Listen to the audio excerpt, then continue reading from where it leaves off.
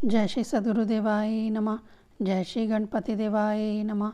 ओम कृष्णाय वासुदेवाय हरे परमात्मने प्रणतः कलेशनाशाय गोविंदाय नमो नमः। श्रीमद्भागवत महापुराण दशम स्कंद 18वां अध्याय। प्रलंबासुर उद्धार। श्री सुखदेव जी कहते हैं, परीक्षित, अब आनंदित स्वजन संबंधियों से घिरे हुए एवं उनके मुख से अपनी कीर्ति का गान सुनते हुए श्री कृष्ण ने गोकुल मंडित गोष्ठ में प्रवेश किया। इस प्रकार अपनी योग माया से ग्वाल का सा वेश बनाकर राम और श्याम ब्रज में क्रीड़ा कर रहे थे। उन दिनों ग्रीष्म ऋतु थी। यह शरीरधारियों को बहुत प्रिय नहीं है, परंतु वृंदावन के स्वाभाविक गुणों से वहाँ बसंत की ही छटा छटक रही थी। इसका कारण था, वृंदावन में परम मधुर भगवान श्री श्याम सुंदर, श्री कृष्ण और बलराम जी निवास जो करते थे। झींगरों की तीखी झनकार झरनों के मधुर झरझर से छप गई थी। उन झरनों से सदा सर्वदा बड़ी ठंडी जल की फुइयाँ उड़ा करती थी, जिनसे वहाँ के वृक्षों की हरियाली देखते ही बनती थी। जिधर देखिए हरी हरी धूप से पृथ्वी हरी हरी हो रही है। नदी, सरोवर और झरनों की लहरों का स्पर्श करके जो वायु चलती थी, उसमें लाल पीले नीले तुरंत के खिले हुए, देर के खिले हुए कृहार, उत्पल और अनेक प्रकारों के कमलों का पराग मिला हुआ होता था। इस शीतल मंद और सुगंध वायु के कारण वनवासियों को गर्मी का किसी भी प्रकार का कलेश नहीं सहना पड़ता था। न दवाग्नि का ताप लगता था और ना तो सूर्य की घाम ही। नदियों में अगाध जल भरा हुआ था। बड़ी बड़ी लहरें उनके तटों को चूम जाया करती थी। वह उनके पुलिनों से टकराती और निस्वच्छ बना जाती। उनके कारण आसपास की भूमि गीली बनी रहती और सूर्य की अत्यंत उग्र और तीखी किरणें भी वहाँ की हर पृथ्वी और हरी भरी घास को नहीं सुखा सकती थी। चारों ओर हरियाली छा रही थी। उस वन में वृक्षों की पात फूलों से लद रही थी। जहाँ देखिए वहीं से सुंदरता फूट पड़ती थी। कहीं रंग बिरंगे पक्षी चहक रहे थे तो कहीं तरह तरह के हिरणी चौकड़ी भर रहे थे। कहीं मोर कूक रहे थे तो कहीं भौरे गुंजार कर रहे थे। कहीं कोयलें कूक रही थी तो कहीं सारस अलग ही अपना आलाप छेड़े हुए हैं। ऐसा सुंदर वन देखकर श्याम सुंदर श्री कृष्ण और गौर सुंदर बलराम जी ने उसमें विहार करने की इच्छा की। आगे आगे गौएं चली, पीछे पीछे ग्वाल बाल और बीच में अपने बड़े भाई के साथ बांसुरी बजाते हुए श्री कृष्ण। राम, श्याम और ग्वाल बालों ने नव पल्लवों, मोर पंख के गुच्छों, सुंदर सुंदर पुष्पों के हारों और गेरू आदि रंगीन धातुओं से अपने को भांति भांति से सजा लिया। फिर कोई आनंद में मग्न होकर नाचने लगा तो कोई ताल ठोककर कुश्ती लड़ने लगा और किसी ने तो राग आलापना शुरू कर दिया। जिस समय श्री कृष्ण नाचने लगते उस समय कुछ ग्वालबाल गाने लगते और कुछ बांसुरी तथा सींगी बजाने लगते। कुछ हथेली से ही ताल देते तो कुछ वाह वाह करने लगते।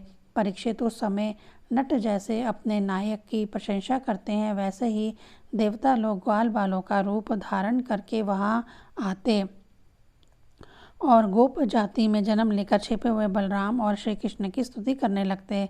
घुंघराली अलकों वाले श्याम और बलराम कभी एक दूसरे का हाथ पकड़कर कुम्हार के चाक की तरह चक्कर काटते, घुमेरी पेटता खेलते, कभी एक दूसरे के अधिक फांद जाने की इच्छा से कूदते, कुंडी डांकते, कभी कहीं होड़ लगाकर ढेले फेंकते तो कभी ताल ठोक ठोक कर रस्सा कसी करते। एक दल दूसरे दल के विपरीत रस्सी पकड़कर खींचता तो कभी कहीं एक दूसरे से कुश्ती लड़ाते। इस प्रकार तरह तरह के खेल खेलते। कहीं कहीं जब दूसरे ग्वालबाल नाचने लगते तो श्री कृष्ण और बलराम जी गाते या बांसुरी, सींगी आदि बजाते और महाराज कभी कभी वे वाह वाह कहकर उनकी प्रशंसा भी करने लगते। कभी एक दूसरे पर बेल, जायफल या आंवले के फल हाथ में लेकर फेंकते, कभी एक दूसरे की आंखें बंद करके छिप जाते और वह पीछे से दौड़ता। इस प्रकार आँख मचोली खेलते।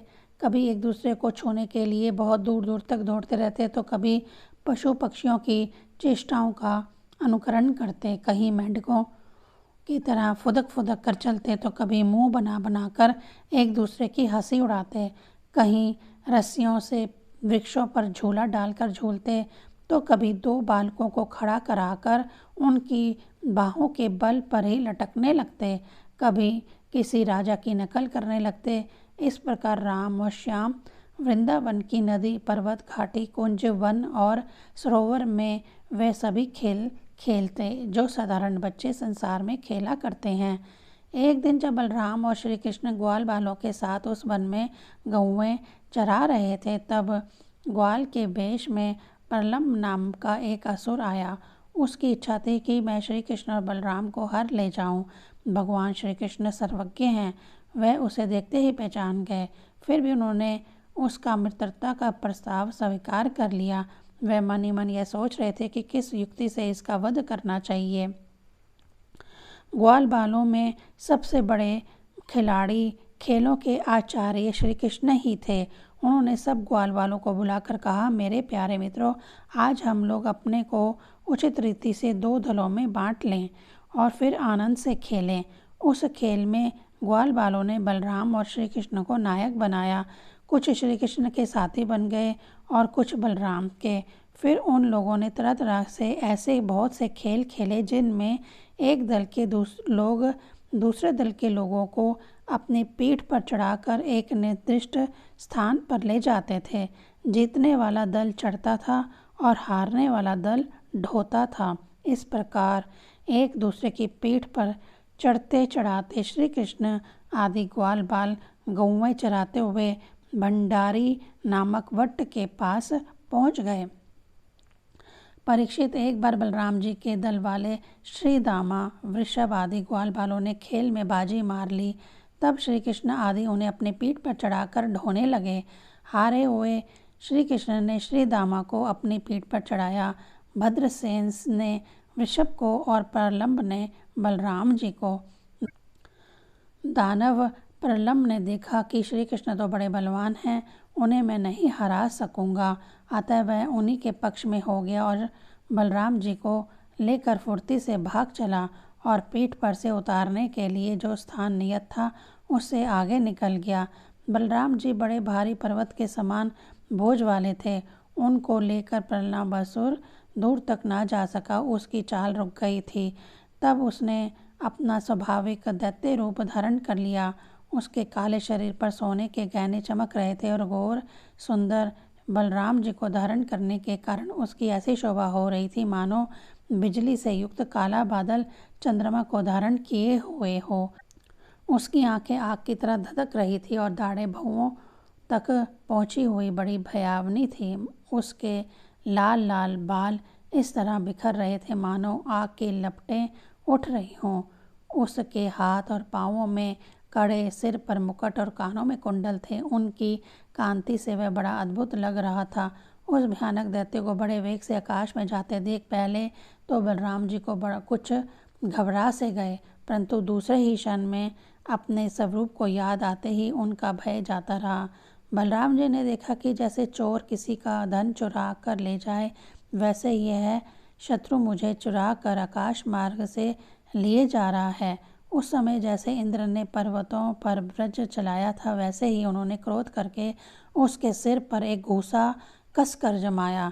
घूसा लगना था कि उसका सिर चूर चूर हो गया। वह मुंह से खून उगलने लगा, चेतना जाती रही और बड़ा भयंकर शब्द करता हुआ इंद्र के द्वारा वज्र से मारे हुए पर्वत के समान वह उसी समय प्राणहीन होकर पृथ्वी पर गिर पड़ा। बलराम जी परम बलशाली थे। जब ग्वाल बालों ने देखा कि उन्होंने प्रलम्बा असुर को मार डाला, तब उनके आश्चर्य की सीमा न रही। वे बार बार वाह वाह करने लगे। ग्वाल बालों का चित्त प्रेम से विहल हो गया। वह उनके लिए शुभ कामनाओं की वर्षा करने लगे और मानो मर कर लौट आए हों, इस भाव से आलिंगन करके प्रशंसा करने लगे।